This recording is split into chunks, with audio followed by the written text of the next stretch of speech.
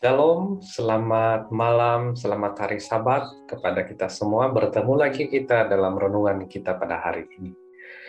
Tajuk pelajaran kita pada hari ini adalah kebesaran jiwa seorang ibu. Sebelumnya mari kita tunduk kepala kita berdoa. Tuhan kami, terima kasih Engkau akan bersama kami sepanjang kami mendengarkan renungan ini. Biarlah menjadi berkat bagi kami Tuhan. Dalam nama Tuhan Yesus kami sudah berdoa. Amin. Kita lihat ayat hafalan kita yang terdapat dalam Keluaran 20 ayat 12. Hormatilah ayahmu dan ibumu supaya lanjut umurmu di tanah yang diberikan Tuhan Allahmu kepadamu. Kita lihat ini adalah satu daripada 10 hukum yang sudah dituliskan Tuhan di atas loh batu yang harus kita taati, di mana kita harus menghormati kedua orang tua kita. Ada satu cerita yang benar terjadi, saya senang untuk kongsikan kepada kita semua. Kejadian ini terjadi di sebuah kota kecil di Taiwan dan sempat dimasukkan di dalam akhbar. Ada seorang pemuda yang bernama Clint, bukan nama sebenar. Dia anak yang cerdas, rajin, dan menarik perwatakannya. Setidaknya itu adalah pendapat orang-orang yang mengenalinya. Baru beberapa tahun lulus dari kuliah dan bekerja di sebuah syarikat swasta, dia sudah dipromosikan ke kedudukan manajer. Tempat tinggalnya tidak terlalu jauh dari pejabat. Clint seorang yang lucu dan gaya hidupnya yang sederhana membuat banyak teman-teman pejabat senang bergaul dengan dia, termasuklah atasannya. Nah, di rumah ada seorang wanita tua yang tampangnya seram sekali. Sebagian kepalanya botak dan kulit kepala terlihat seperti lumpur yang baru mengering. Rambutnya hanya tinggal sedikit di bagian kiri dan belakang. Wanita tua ini betul-betul kelihatan seperti monster yang menakutkan. Dia jarang keluar rumah, bahkan jarang keluar dari biliknya kalau tidak ada keperluan penting.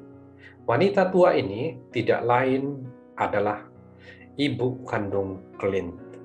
Walau demikian, sang ibu selalu setia melakukan pekerjaan rutin layaknya ibu rumah tangga lain yang sehat. Membersihkan rumah, pekerjaan dapur, mencuci, dan lain-lain. Juga selalu memberikan perhatian yang besar kepada satu-satunya anaknya, yaitu Clint. Namun, keadaan ibunya yang cacat menyeramkan. Itu membuatnya cukup sulit untuk mengakuinya. Setiap kali ada teman college atau bisnis yang bertanya siapa wanita cacat di rumahnya, Clint selalu menjawab wanita itu adalah pembantu yang ikut ibunya dulu sebelum meninggal. Dia tidak punya saudara, jadi saya tumpang kasihan. Itulah jawab daripada si Clint. Hal ini sempat terdengar dan diketahui oleh sang ibu.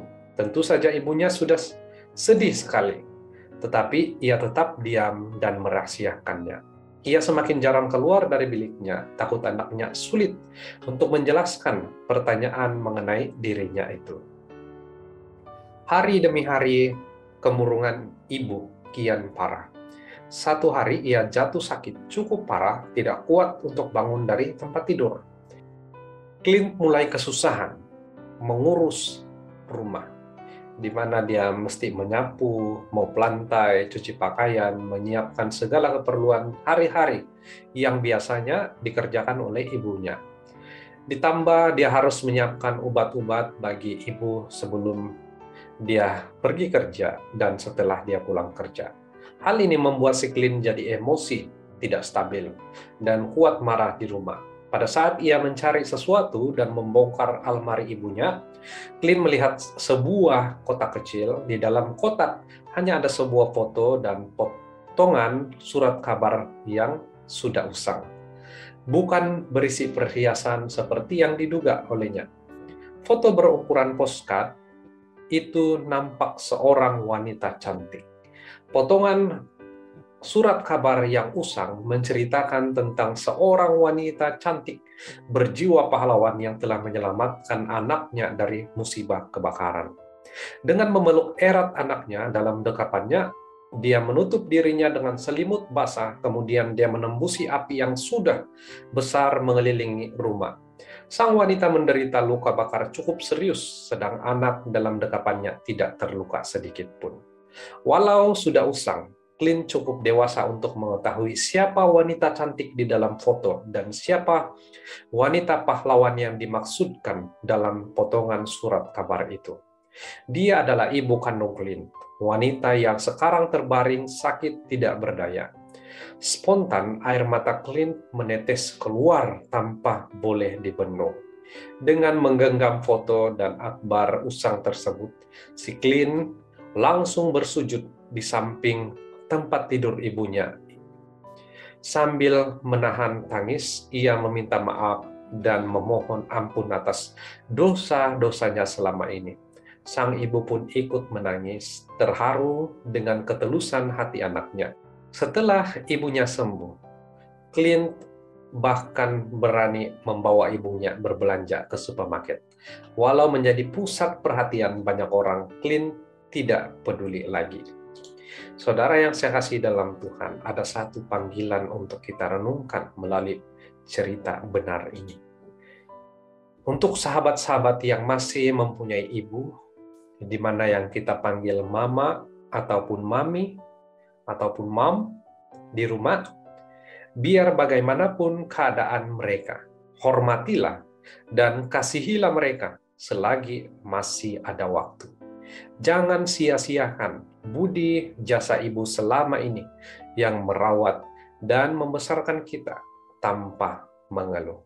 Kasih seorang ibu sungguh mulia. Biarlah pelajaran ini menjadi berkat bagi kita semua. Saya bawa di dalam nama Tuhan Yesus. Amin. Tuhan memberkati kita semua.